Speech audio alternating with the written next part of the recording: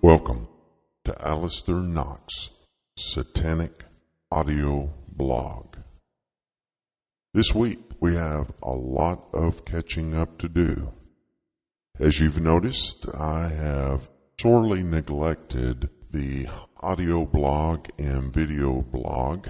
I've been quite busy preparing Volume 2 of the Sanctum of Shadows series. Also, since the last podcast in September of 2013, we have had a tremendous amount of traffic on my Satanic Magic blog at satanicmagic.wordpress.com. Today is January 31st, 2014, and I'm looking at overall blog stats for all visitors. Right now it's showing 227,876 visitors. That's right, 227,876 visitors. So we're almost at 250,000 people. So what I would like to talk about is something that most people ask me about, and what I'm talking about is the manifestation of Satan himself and demons. There are really very few things that compare in a Satanist's life, in their journey. The first time that demon manifests itself to you is absolutely a treat. However, it's plainly terrifying as well. I have seen some really tough guys and gals tremble with fear when this event finally takes place. It's something that you talk about and you can think about and you can try to prepare, but until the moment that it happens, it's overwhelming, not only for the emotions, but also for the psychological aspect as well. Think about this for a moment. The first manifestation that you have of a being is going to fly in the face of everything that you have been taught and everything that you have learned and all of those beliefs that you believe the reality in your world. When this happens, it is a total mix of horror, happiness, excitement, just a total plethora of emotions.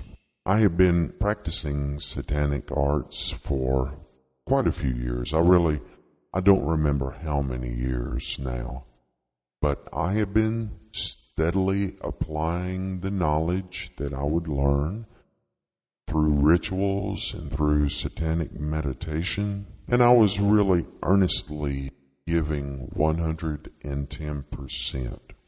I really was not expecting this manifestation to take place. I was really caught off guard in a room by myself practicing a ritual.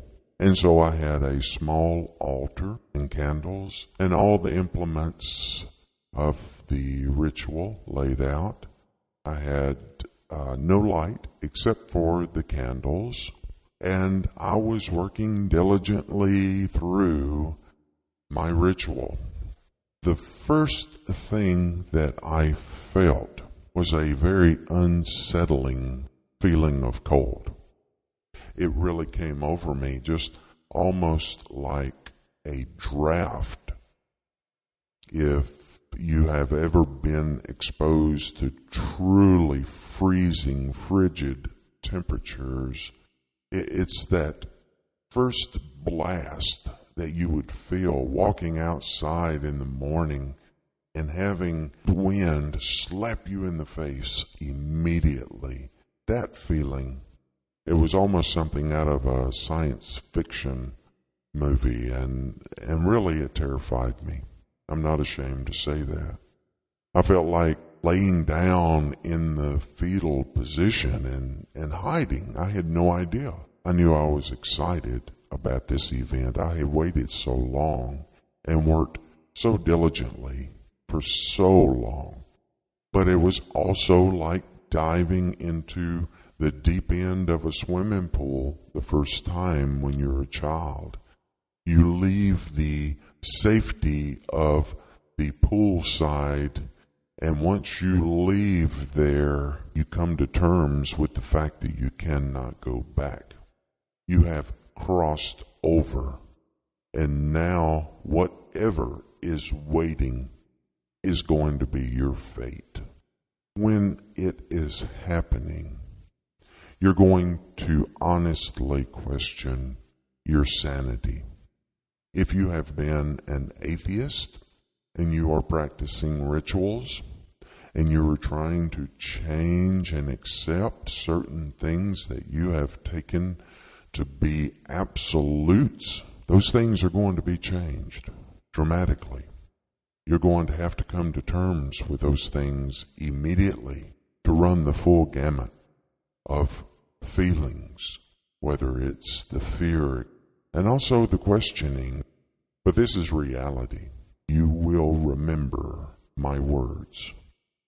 I actually have goosebumps right now just talking about this. And I was virtually frozen in place, just purely petrified. I was actually seeing the demon approaching the other side of the parallax dimension. Those of you who have read my blog, you know, once that being is set on coming through to our reality, you're going to be able to see the reactions, chemical and spatial and physical as well, as they align to come through that thin veil. I believe the encounter lasted at most 10 minutes, but I do not know. All I know is that I was in a trance until finally the demon faded away in a vapor. When that happened, the bright light began to dim and my candles all extinguished at the same time. Here I was standing in this room full of darkness, having just witnessed something that I could not explain, that I was still trying to wrap my mind around, and I was terrified. I felt my way around, lit a couple of the candles, and sat down on the floor and stared at the shadows in the corner of the room. And I could almost feel myself moving. It was a daunting prospect. It really was hard to get my mind wrapped around. Later, the first person that I told about this experience was my dear friend who had spent so much time teaching me the arts of hoodoo. And she was so happy. I'll never forget, we were at Cafe Du Monde in New Orleans, and over a cup of coffee, we sat, and I explained to her what had happened, and I felt almost embarrassed. But she did none of that, and she told me, "You will never forget. 20 years later, I'm here sharing this with you, and I can truly say I have never forgotten that experience. I've never forgotten that feeling." For those of you who are waiting for that event, I see you on Facebook, on Twitter. I know that you're waiting and you're reaching out. But for every one that I read like that, there's another who has just experienced for the first time this event. It happens almost daily. Don't give up. Work hard. Work diligently read, learn, understand, and implement those things that you have learned and practice your ritual work and your magical operations. They're most important because one day you'll send me an email and you'll say, Brother Nacht, it happened. Let me tell you all about it. Until next time, this has been Alistair Nacht. Satanic blessings.